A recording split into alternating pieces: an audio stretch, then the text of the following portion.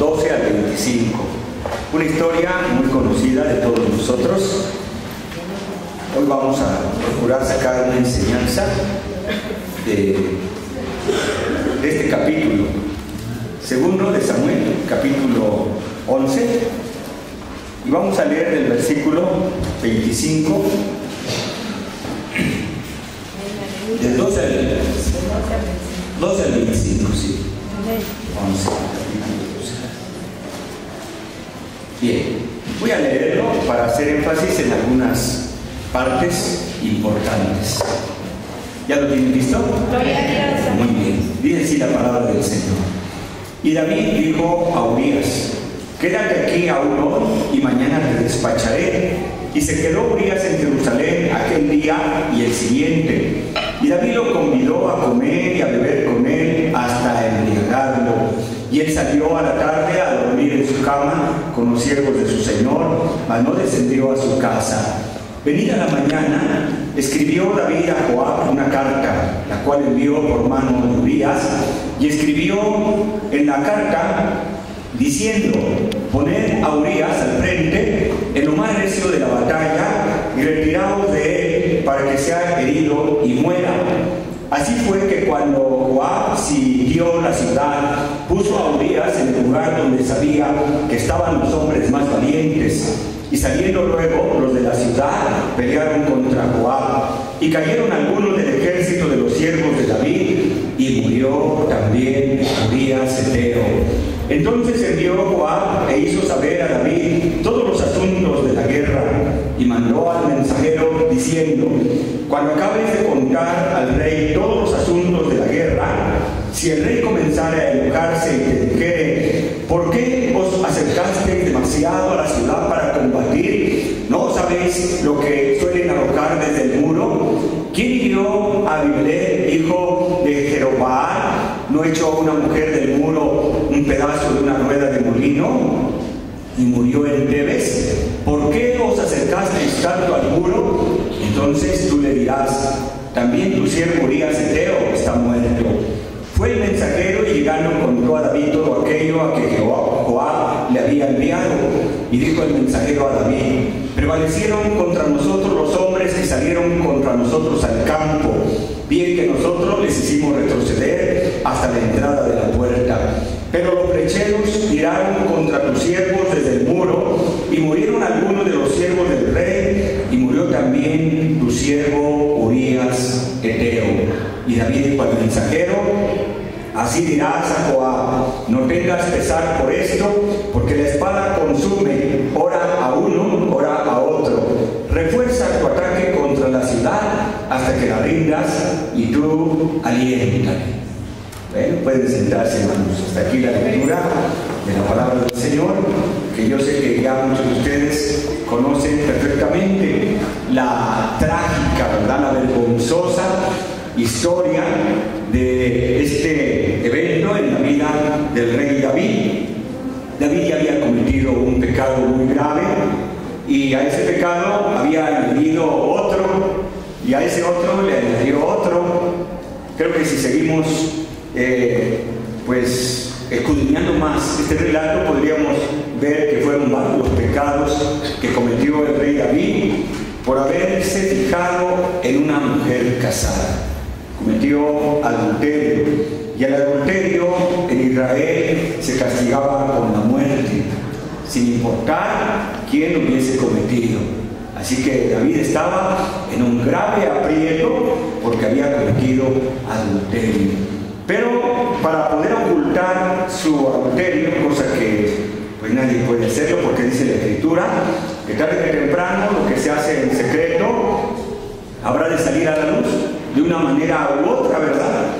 Dice la Biblia, ¿verdad?, hablando en el libro de Proverbios, que no digas o hables mal del rey, porque detrás alguien puede escuchar y puede delatarte. Por ahí también en el mismo libro de Proverbios dice que un pajarito, ¿verdad? Un pajarito es el que va y cuenta lo que nosotros hicimos en secreto. Y lo que hicimos a escondidas, pensando que nadie nos iba a mirar, al rato todo el mundo lo sabe.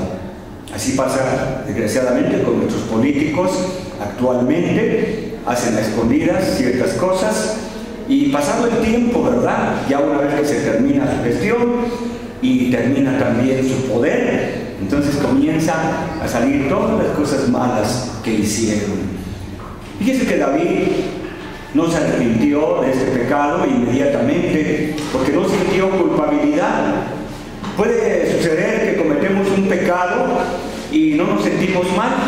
Estará usted de acuerdo conmigo que en ocasiones pues hacemos algo malo y como si nada hubiese pasado, nos aseguramos que nadie nos haya visto y bueno, que la vida siga su curso, ¿no? No sentimos culpabilidad. El rey David no se sintió mal al haber adulterado primeramente y después haber mandado a asesinar al esposo de la mujer con la que adulteró. Hasta. Siempre hay un momento, ¿verdad? Un límite para nuestros pecados. David habían pasado algunos días, no sé cuántos, y se sentía muy conforme y hasta cierto punto muy satisfecho de su gran hazaña que había hecho. Cuando entró el profeta Natán, porque le dijeron, mira, te busca Natán, el profeta, de momento como que el corazón de David se aceleró y pensó, ya lo sabe, ya Dios le habló, ya Dios le dijo acerca de mi pecado. Pero cuando Natán entró y le comienza a hablar a través de una especie de parábola y le dice, oh rey, mira, pues es que un hombre rico que tiene muchas ovejas, tiene mucho ganado, muchos animalitos, lo visitó una persona, un familiar, y para poder festejar esa visita, este hombre, en vez de matar a una de sus ovejitas, de las miles de ovejas que tenía, le quitó su única oveja a un hombre pobre. Y cuando escuchó David esta historia, como que dijo, bueno, ya pasó el susto.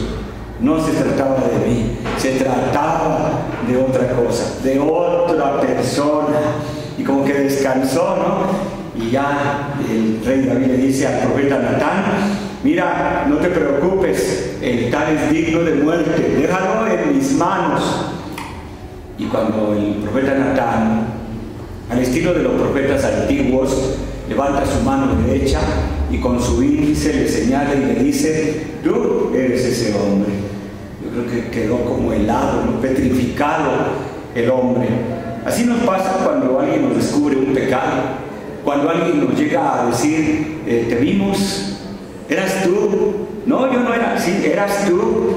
O cuando nos dicen, te escuchamos, pero no, yo no dije nada, sí, y hay más personas que te oyeron. Bueno, qué vergonzoso, ¿no? Pero en qué apuro se encontró el rey David. ¿Qué iba a hacer ahora que le habían descubierto? Bueno, afortunadamente el rey David, a pesar de ese pecado que había cometido, era un hombre de Dios. Era un hombre que, como decíamos hace 8 días, él pecó, pero no era pecador. No era un pecador de todos los días o de a cada rato. Se descuidó, como podemos descuidarnos nosotros, y el diablo aprovechó la oportunidad. Tantito el diablo y tantito la debilidad de nuestra carne, ¿verdad? Las dos cosas se conjuntan para que cometamos un pecado. Y bueno, pero el profeta le dice, mira, a pesar de todo, ya Dios perdonó tu pecado. Ya te perdonó. Ya. Olvídalo. Ya Jehová te perdonó tu pecado y ahora solamente no vuelvas a hacerlo. Como Jesús le decía a la gente en el Nuevo Testamento. No vuelvas a pecar, no vuelvas a hacer esto nunca más. Y yo creo que David aprendió la lección y nunca más volvemos a leer que haya cometido esta clase de pecado. Sin embargo, la culpabilidad quedó en él, porque eso sí no es fácil quitarlo. Por lo menos salvó su vida, no iba a morir. El profeta Natán no iba a hacer olas. Ahí con Dios y con David solucionaron este problema. Un problema muy duro, muy difícil, porque salieron personas dañadas, terceras personas dañadas. Y eso es lo terrible, cuando en nuestro pecado otras personas son dañadas o salen perjudicadas. Y en el caso de este pecado, no sabemos cuántas personas fueron arrastradas a un abismo de desesperación, de indignación, de vergüenza, de coraje, de muchas cosas. Finalmente, el profeta le dice a David: ya Dios perdonó tu pecado. El Salmo 51 es un ejemplo de lo que debemos de hacer cuando nosotros hemos pecado contra Dios. Ten piedad de mí, oh Dios. El rey David se humilló a Dios, reconoció su pecado, le dolió en el alma, porque le ruega a Dios no apartar de él su Espíritu Santo.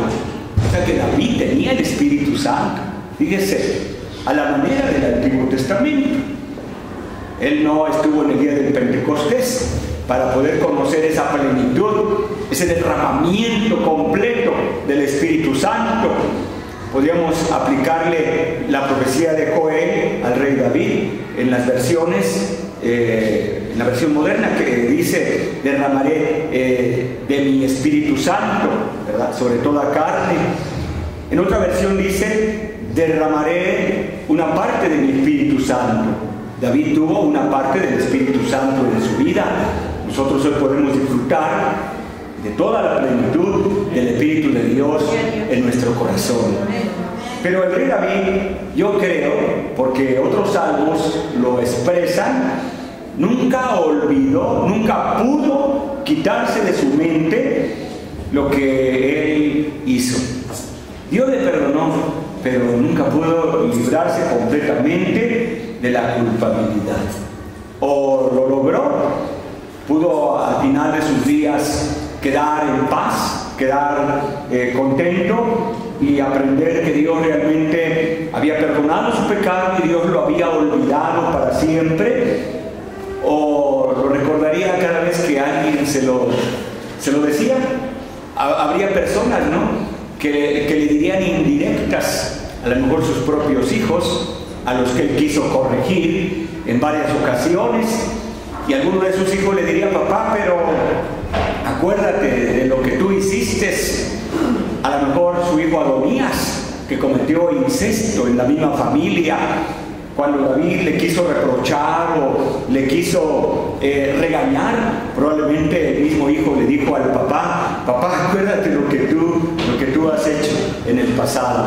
Qué tremendo, ¿no? Cuando no hay una autoridad moral de nuestra parte para poder llamarle la atención a nuestros hijos. Cuando no podemos decirle al hijo: no hagas esto, sabiendo que nos puede decir: es que tú lo haces, o tú lo has hecho, o tú lo hiciste. Qué tremendo.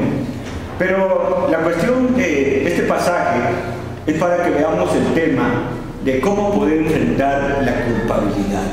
Porque creo que si bien David logró al final vivir en paz, tener paz en su corazón, y ya no está recordando este bochornoso momento, creo que por mucho tiempo David vivió con la culpabilidad de este pecado. Si nosotros no nos acordamos, el diablo se encarga de recordárnoslo. El diablo está constantemente en nuestra mente hablándonos acerca de lo que hicimos o acerca de lo que quisimos hacer, pero por alguna razón no lo hicimos. Y entonces queda en nosotros como creyentes un espíritu de culpabilidad que nos roba la paz, nos quita la tranquilidad, nos quita la seguridad de si somos verdaderamente cristianos o no. Si realmente permanecemos en el camino o ya nos apartamos cuando cometimos aquel pecado. Tal vez alguien nos ayudó y pudimos nuevamente rehacer nuestra vida y nuestro caminar con el Señor, pero queda el recuerdo de lo que hicimos. No podemos olvidar fácilmente un pecado de muerte, porque el adulterio es un pecado de muerte. Es un pecado que nos condena a la eternidad sin Dios y sin esperanza. Pero qué tremendo cuando como creyentes estamos viviendo con la sombra del pecado que cometimos. ¿Será ese el plan de Dios? ¿Es el propósito del Espíritu Santo que que nunca olvidemos y que siempre sintamos el peso de nuestra culpa, que nos va a estorbar, nos va a impedir tener una mejor comunión con Dios. Habrá ocasiones en las que hasta ni queremos cantarle a Dios, porque en ese momento llega a nuestra mente el recuerdo de aquel pecado que cometimos. A mí me ha pasado a veces, no con pecados de muerte, pero sí pecados que he cometido. A veces me llega a la mente y en el mismo servicio, en el mismo culto, me estorba para poder tener comunión con Dios. Me estorba para poder predicar con libertad la palabra de Dios. Es muy difícil el poder vivir con la culpabilidad del pecado o de los pecados que hemos vivido. Imagínense aquellos hermanos a quienes Dios rescató de lo más profundo del pecado y que no una vez, sino muchas veces hicieron cosas malas, y ahora tener que enfrentar una serie de reproches de la familia, de vecinos, de conocidos, tal vez de la misma iglesia, ¿verdad? En alguna ocasión, no hermano, no quieras pasarte como muy espiritual, acuérdate lo que tú fuiste, acuérdate lo que tú hiciste en el tiempo pasado. Y aunque el hermano diga, bueno, pero eso fue antes, de todas maneras, habrá personas que van a poner a prueba su fe. La cuestión de la culpabilidad va a poner a prueba nuestra fe en la palabra, no en nosotros, sino nuestra fe en la palabra de Dios. Si nosotros creemos a la palabra del Señor, vamos a poder enfrentar el problema de la culpabilidad. Pero si no tenemos fe en la palabra de Dios, entonces es muy probable que vamos a vivir con culpabilidad todos los días de nuestra vida. Y nunca vamos a poder ser cristianos victoriosos, porque siempre vamos a estar recordando, o alguien nos va a estar recordando lo que en un tiempo fuimos o lo que en un tiempo hicimos. Un indígena en una ocasión dijo: la conciencia es una cosa en mi corazón que tiene puntas filosas, y cuando hago algo mal, da vueltas y las puntas lastiman mucho. Pero si yo continúo haciendo mal, las puntas por fin se desgastan y después no me causan dolor. Este hombre, este indígena, tal vez no tenía mucha educación, pero él entendía perfectamente una verdad profunda que tiene que ver con la conciencia.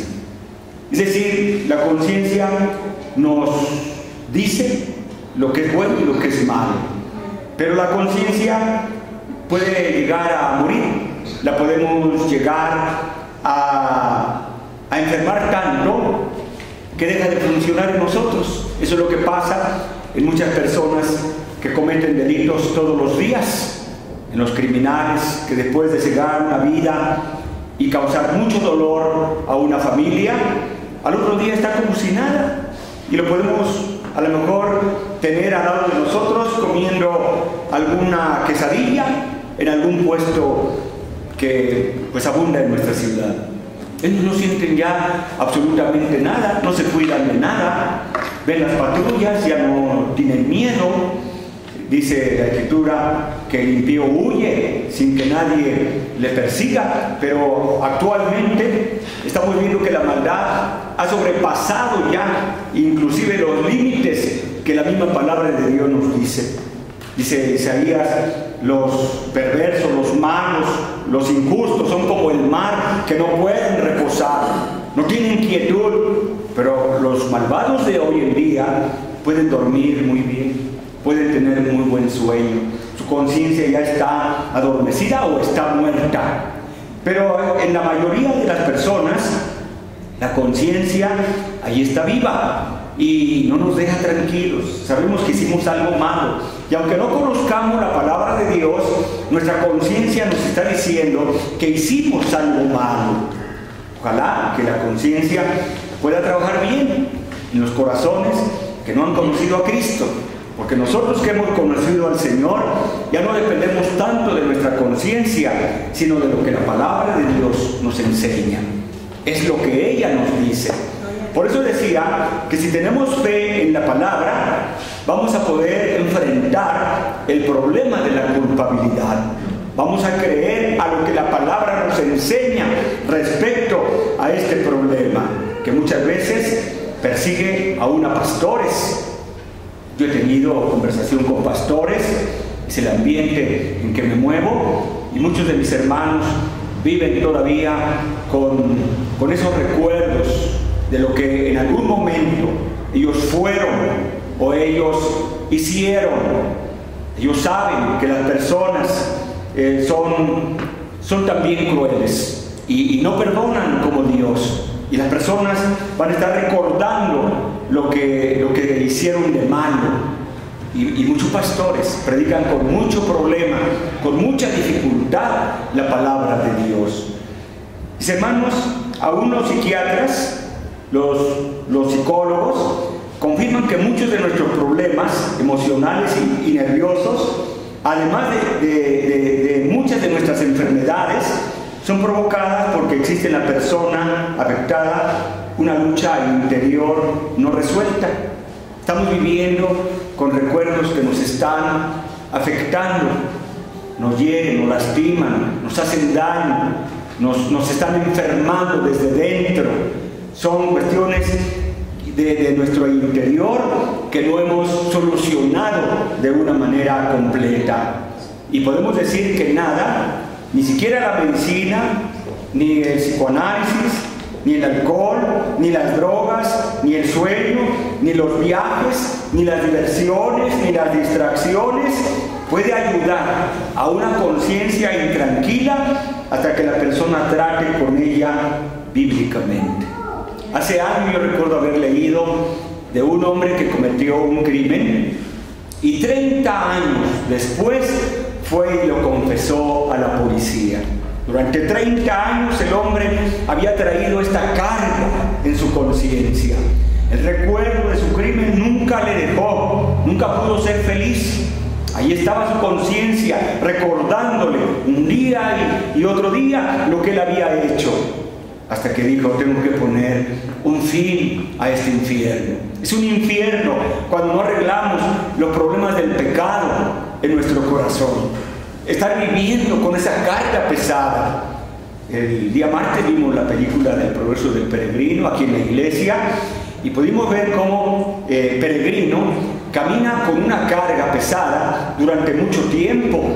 Ya está hastiado, ya está fatigado, ya no puede más con su carga. Le dice saber mundano, si sigues el camino que evangelista que señaló, puedes encontrar aún la misma muerte. Y contesta Peregrino, no importa los peligros que tenga que enfrentar, si finalmente encuentro un lugar donde pueda yo quitar esta carga. Es que vivir con el pecado realmente es un infierno.